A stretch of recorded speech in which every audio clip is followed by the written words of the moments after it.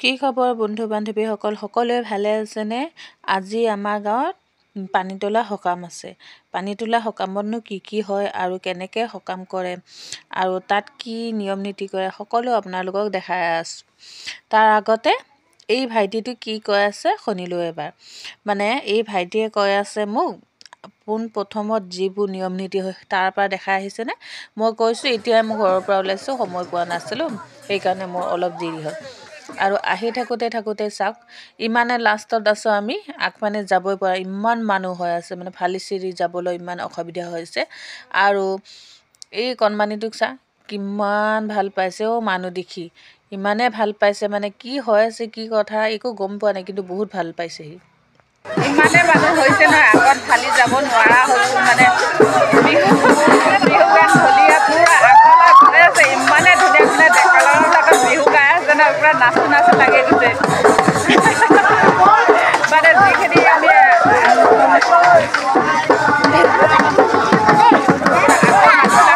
যাবলৈ পৰা নাই, মানে এনেকৈ মানুহ ফালি যাবলৈ অসুবিধা হৈছে।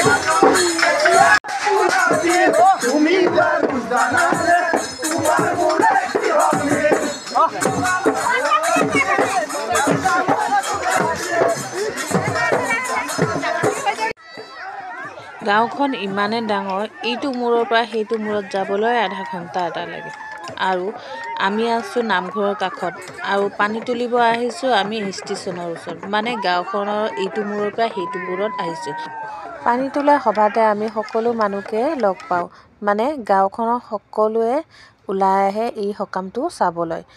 যিহে খাল নদী এইবোৰত সকামটো কৰা হয়, ডাঙৰ নদীত, কিন্তু আমাৰ ইটো ছাইডে ডাঙৰ নদী নাই, সেইকাৰণে আমাৰ ইফালে ছাইডত এটা সৰু ডুবি আছে, মানে পুলটোৰ কিনাৰতে পানী জমা হৈ আছে। এই সকামখন তাতে কৰিব।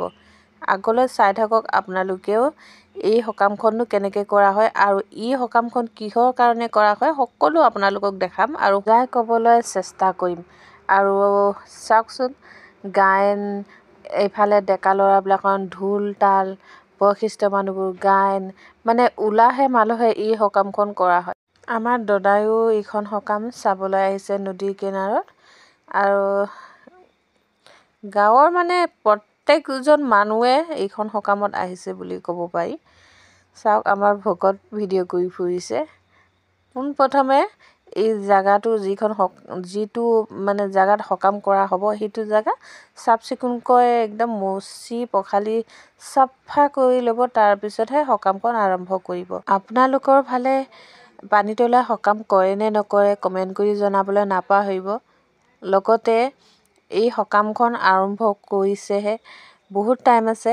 ইয়াত আছে মাছ ধৰিবলৈ মানুহ আহিব, আৰু কেনেকৈ জকৰ কৰে, কেনেকৈ মানে ধেমালি কৰে সেইবোৰ, আৰু কি ধৰণে মাছ মাৰে সকলোবোৰ আপোনালোকক দেখাম, চাই থাকক।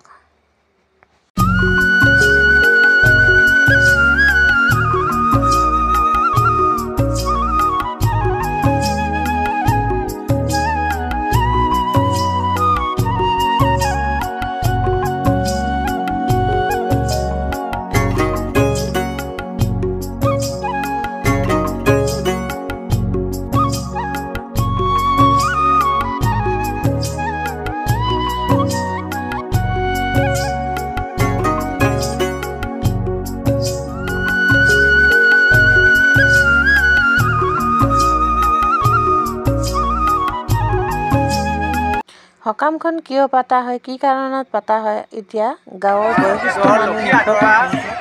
উৎসৱ বুলি ক'ব পাৰি।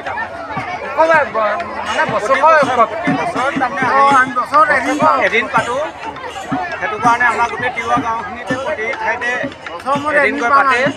সেইটো কাৰণে আজি আমাৰ ৰাইজৰ সিদ্ধান্ত মৰ্মে আজিৰ তাৰিখত আমাৰ কৰিছে। আজি আমাৰ লক্ষীক আদৰণি জনাইছে। ধান কাটি নিয়াৰ পিছত যিবোৰ লক্ষ্মী থাকি যায়, সেইবোৰ দুখ নাপা বুলি এই সকামখন কৰা হয়। আৰু মই সম্পূৰ্ণকৈ বুজাই দিবলৈ চেষ্টা কৰিম, যিহেতু আমাৰ বৰদেউতা আছে, সকলো আপোনালোকক বুজাই দিব। লাষ্টত এবিধকৈ নিয়ম নীতিবোৰ কৰি শেষ হ'বলৈ হৈছে। আৰু লগতে আপোনালোকে চাওক এইবোৰ পিঠাগুড়িহঁতে এটা ধুনীয়াকৈ দৃশ্য বনাইছে। সেই দৃশ্যটো মই ওচৰৰ পৰা আপোনালোকক দেখাবলৈ চেষ্টা কৰিছোঁ, কিন্তু মানুহৰ পৰা ওচৰত যাবলৈ নোৱাৰা হৈছোঁ। সেইকাৰণে কাষৰ পৰা দেখাবলৈ পৰা নাই। মই বাইদেউহঁতক লগ পাইছোঁ। আমি বহবা নাচনি এতিয়া নাচিম, ভিডিঅ' কৰিবা দেই তুমি। আমাৰ কপাতলি বৰ নামঘৰত কিমান ডাঙৰ বৰসভা হৈছে, হয়নে নহয়? আপোনালোকে চাই থাককচোন, কিমান ভাল লাগিব। আমাৰ দদাই এইবোৰ কি পিন্ধি ল'লে নহয়, মানুহক শুহাবলৈ চেষ্টা কৰিছে। কাৰণ বৰষুণো আহি আছে টিপ-টাপকৈ, লগতে ঢোলো বজাইছে, নাচিছেও। আমাৰ দদাই গাত যিবোৰ পিন্ধিছে সেইবোৰ যদি কোনোবাই চিনি পায় কমেণ্ট কৰি জনাবলৈ নাপাহৰিব দেই। আৰু মীন সকামখনত আহি আছোঁ। এতিয়া জাকৈ মাৰিব আৰু পানী উঠাব, মানে লক্ষ্মী লৈ যাব। চাই থাককচোন কি কয়।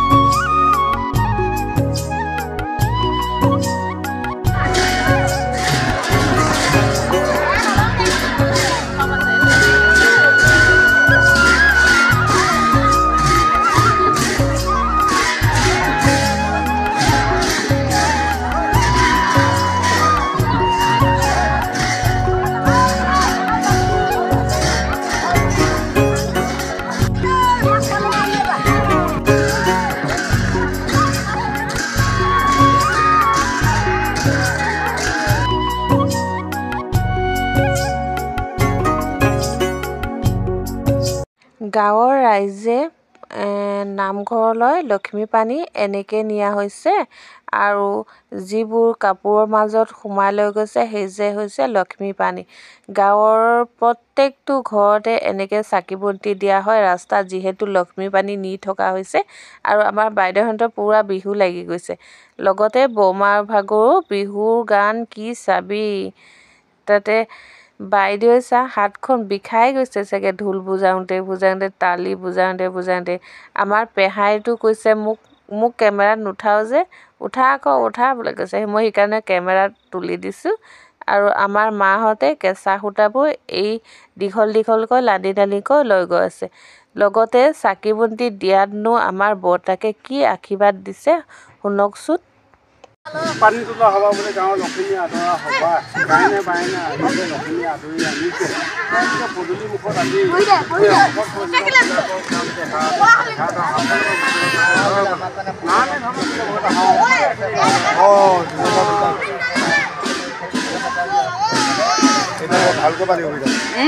নিদিয়ে, আহিবই নিদিয়ে আকৌ। সকামখন বিষয়ে বৰ্তাৰ মুখৰ পৰা শুনোচোন। আজি বৰসভা হৈ গ'ল মানে, আমাৰ বছৰেকীয়া যিটো নিয়ম আমি পালন কৰা হয়।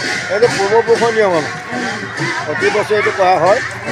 আমাৰ বিশ্বাস এই যদি আমি কৰ্মভাগী নকৰোঁ তেনেহ'লে গাঁওখনে বহুত অপায় মংগল আৰু খেতি বাতি নোহোৱা হ'ব, মানুহবিলাক দৰিদ্ৰ হ'ব, লঘোণত মৰিব, নমৰিলেও বহুত লঘোণ কষ্ট পাব।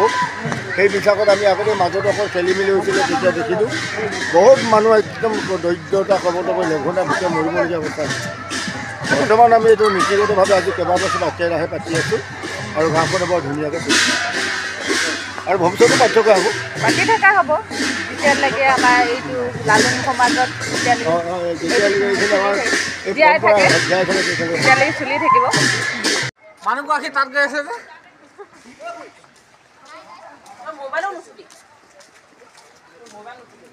ভিডিঅ'টো অলপমান দীঘল হ'ল ভাল লাগিলে লাইক কৰিব ছাবস্ক্ৰাইব কৰিব কমেণ্ট কৰিব এতিয়া লাষ্টত আমাৰ ঘৰটোৱে আছে সেইকাৰণে অংকু আৰু আইতাকে সেৱা লৈছে আৰু ভিডিঅ'টোতো অলপমান দীঘলে ভাল লাগিলে আৰু নেক্সট ভিডিঅ'ত আপোনালোকক লগ পাইছোঁ আজিৰ কাৰণে বাই বাই।